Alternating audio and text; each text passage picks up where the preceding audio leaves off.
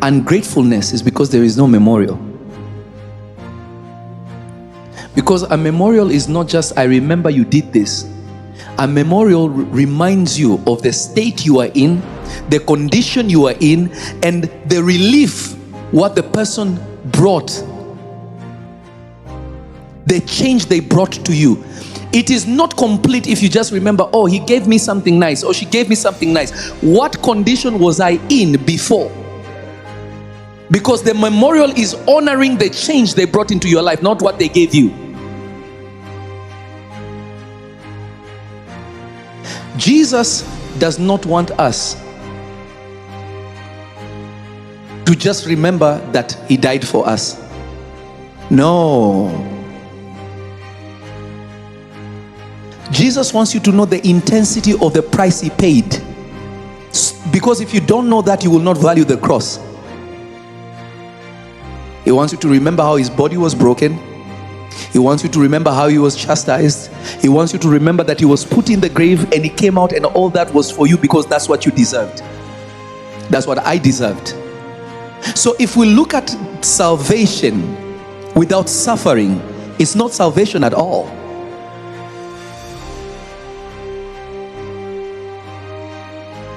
That is why, you know, the Muslims and all these other guys, they're like, why does a person need to die for you? Because they don't understand the cost. They don't understand the human condition that required the sacrifice.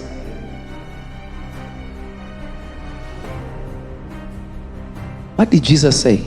He's breaking the bread, giving the wine. He said, listen, this is my body broken for you. This is my blood spilled for you. This is graphic. And then he's saying, every time you gather, do this in memory of me. Meaning Jesus gave them the memory before the experience. So when they saw what was happening to him, they will remember what he fed them. So there are times that God will create the memory before the experience, so that when you go through the experience, you know this is what the Lord said, and I know what the outcome will be. I feel like I'm talking to myself.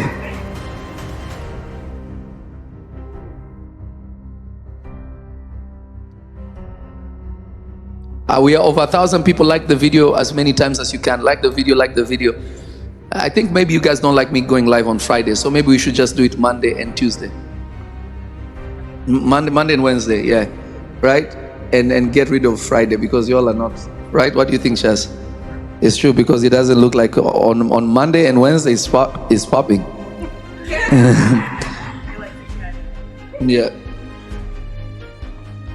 We'll try again tomorrow, right? In the morning and see. And maybe it will just be Monday, Wednesday, and Saturday. Because your views, you guys need to share the video more and like the video. We can't be over 1,000 people and there's only 600 likes.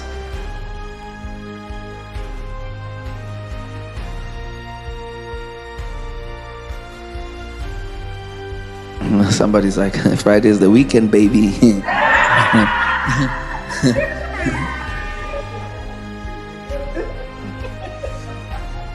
We ain't about to sit down and just watch church. We're about to go eat. I get it though. Nah, listen, I understand. I get it. So hear me by the Spirit of God.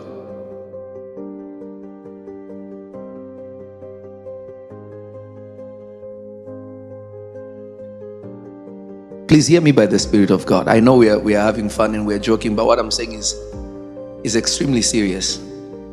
It's not something to play with. It's not something to play with at all.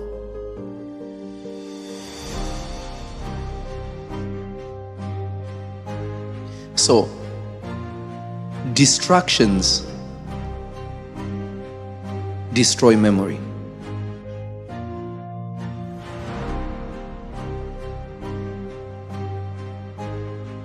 Because anyone who cannot remember cannot revisit their visitation. Anyone who cannot remember cannot revisit their visitations. But notice the devil doesn't help you to forget bad things. You remember every negative thing. Because the moment somebody does you wrong, you build a wall and a memorial immediately.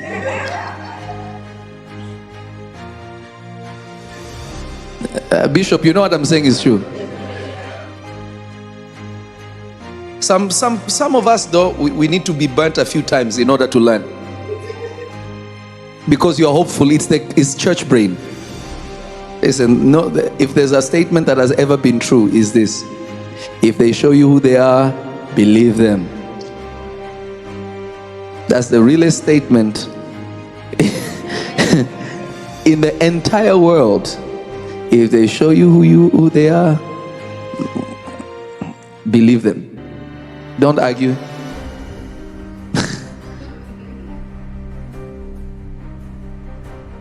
So we are quick to build up things based on the wrong that has been done to us. We can do that very, very fast. We can do that quickly.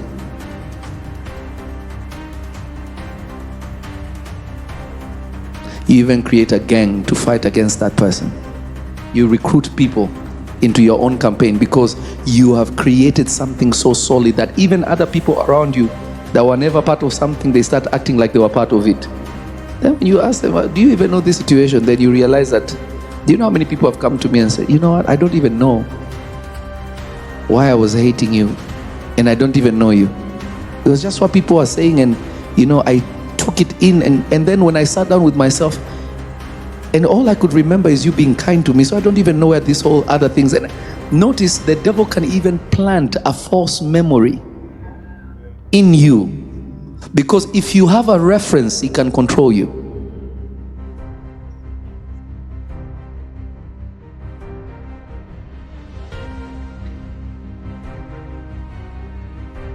You can be and you will be controlled.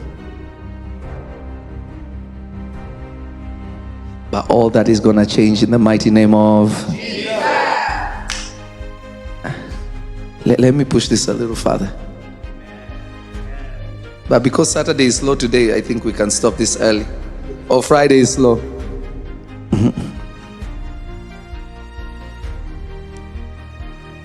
I want you to go to Daniel chapter 2, verse 20 to 22.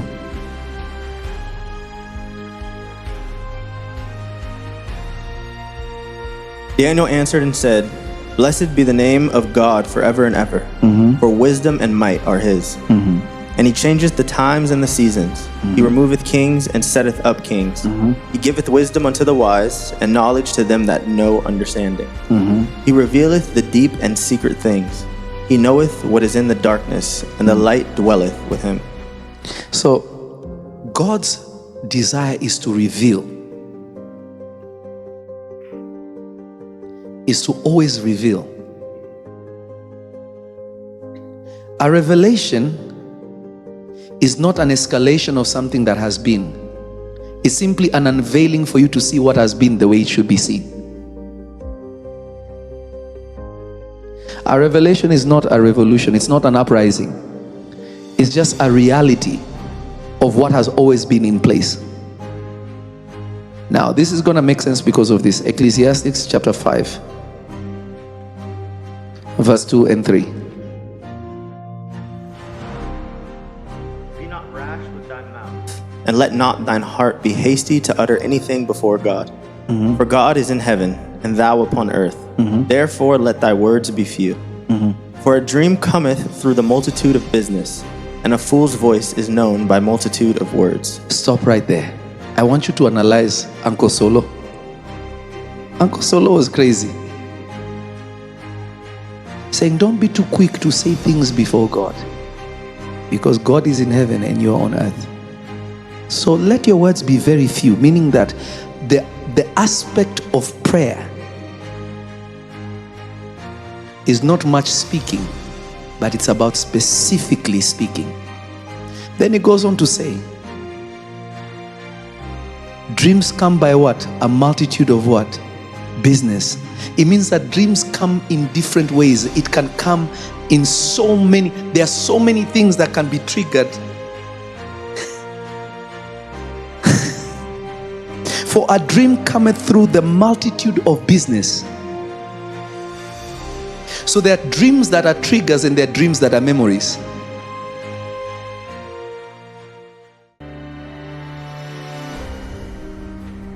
Then he finishes by saying what? Fool's voice is known by multitude of words. So the more you speak, you destroy memory. Talking too much. Because the moment you start talking too much, you will fabricate. You see, Jesus said this, let your answers be what? Yes or no. Anything in between is of the devil. Jesus, that is extreme. But I can also say yes and it's the devil. I can also say no and it's the devil. He said no, at least they are clear. The devil is not in clarity. He's always in confusion.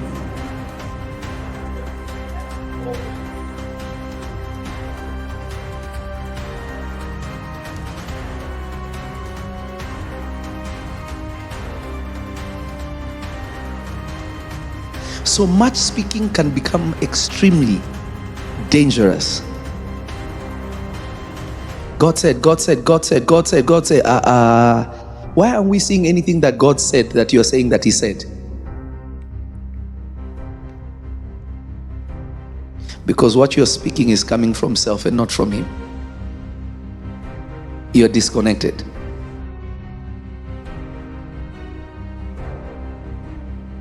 You are cut off.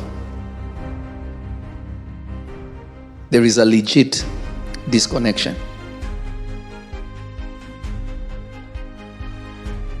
Jesus said in Matthew chapter 6, don't be like the heathen who think by their much speaking they will be heard.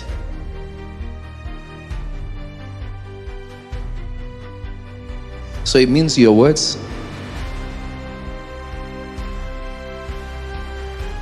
have a direct correlation with your memories and your dreams. If you don't manage these things well, and here I'm speaking just about remembering, I'm not even telling you the meaning of things yet. And I will prove to you how significant this is. And maybe we'll come back at a later time and go further into it. Go to the book of Genesis. Go to Genesis. This one would be nice.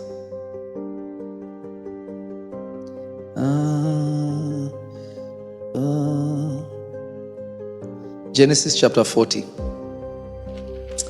And maybe start from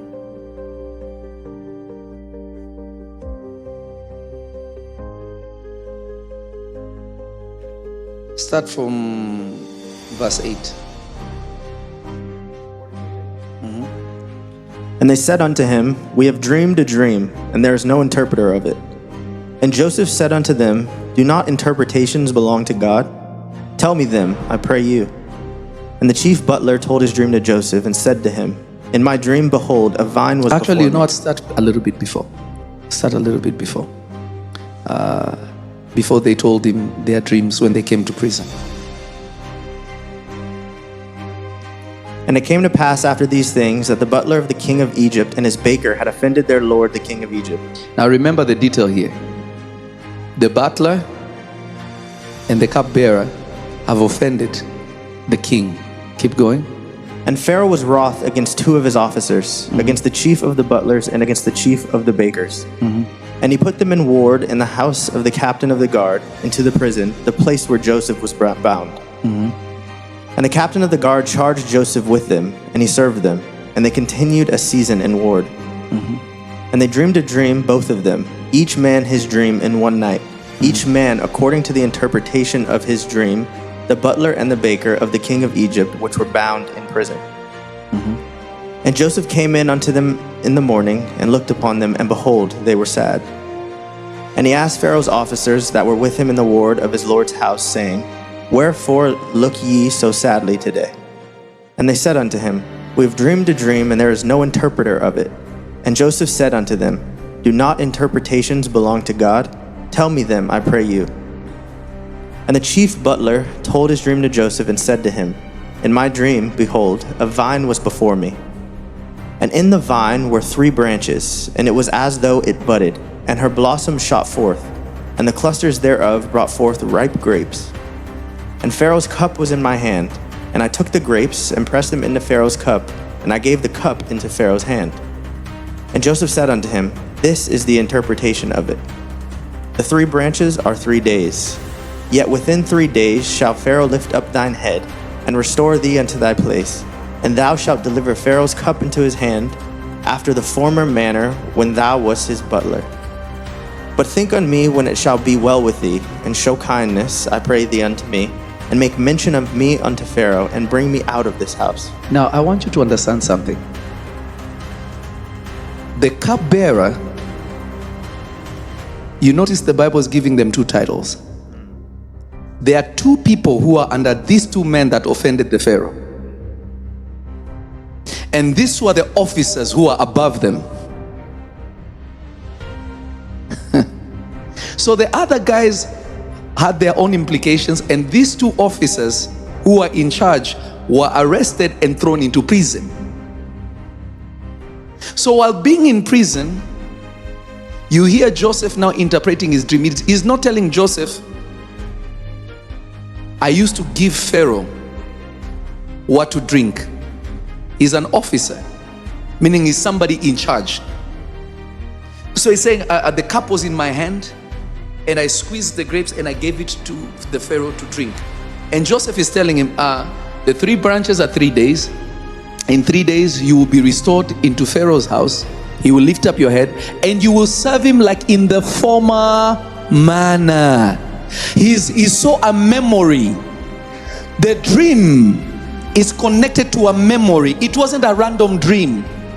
The reason why you're not dreaming is you have no memories. Your memories are gone. So if God wants to tell you something to do, it's something that you are still going to do that you used to do, that he will bring back in a different way, or he will restore. You will have no way of detecting it or knowing it, because you have no memory of what God said to you. So how can you dream? That's why you're not remembering. You know you dreamt, but you can't remember. Somebody tampered with.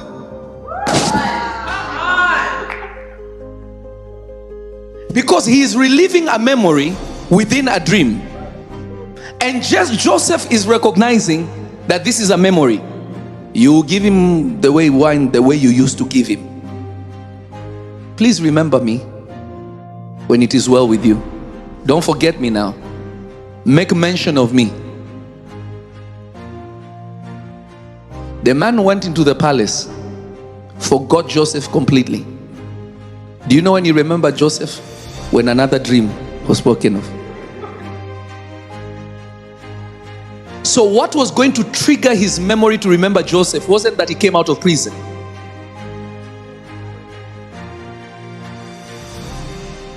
Do you know why people don't remember you? When God lifts them, you never created a memorial. You did not see the link in their life that they will still need you. Because remember, the cupbearer still needs Joseph. Because if Joseph doesn't come and solve this problem, the whole Egypt dies. It's a chain reaction. And the baker also died. Actually, not also, it's the only one that died. The baker died, but guess what? He dreamt of the same bread, the same baskets that he would carry, but this time they fell and fowls came and devoured it. They were eating it from his head. And Joseph said, hey, your head will be cut off and these guys are going to. But also remember, spiritually, bread represents the body, wine represents blood. Blood represents life. A complete bread represents wholeness. A broken bread represents death.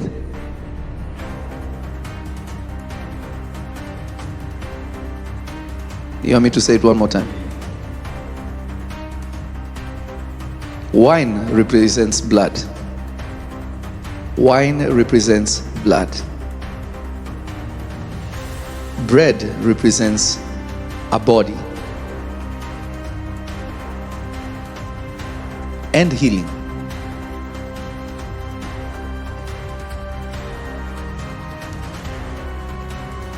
A broken bread represents agony, pain, and death.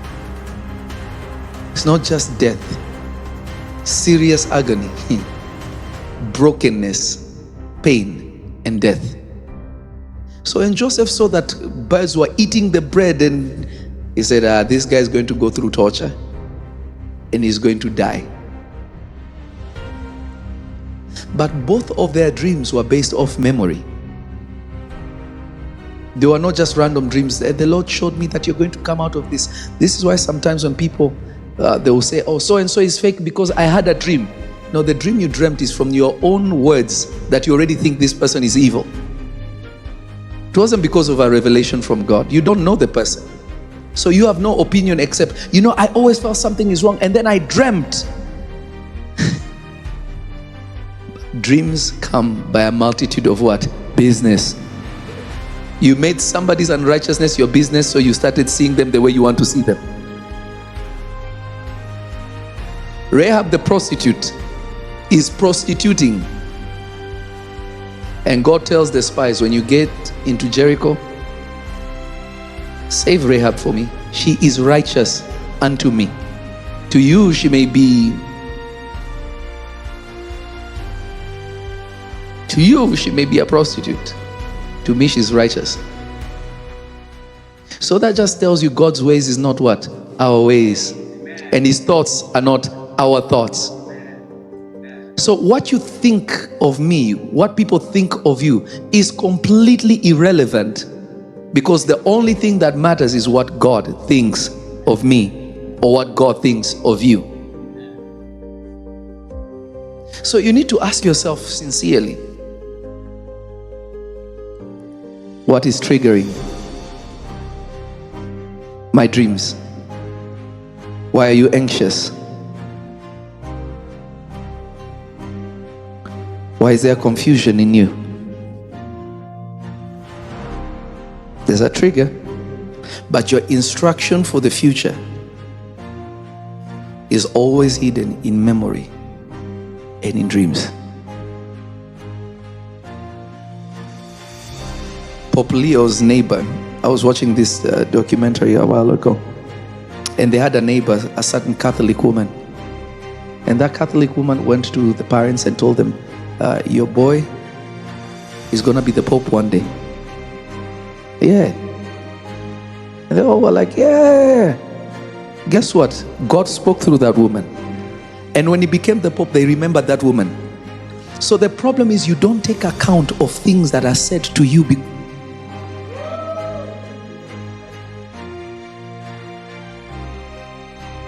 especially when things come from unlikely places.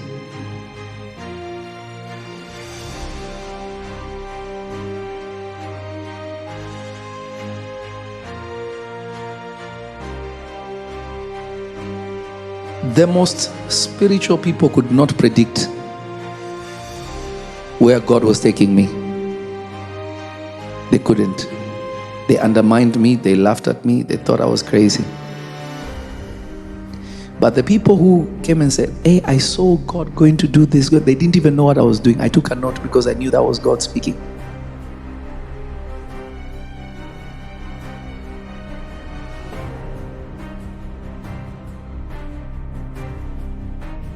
I wanted to give you some general interpretations for certain dreams. But I don't think I should do it today.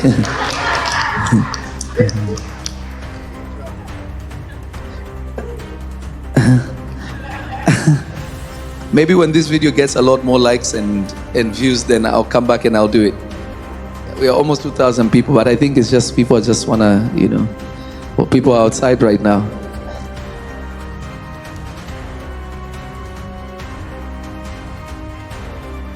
The next time I come on, I'll tell you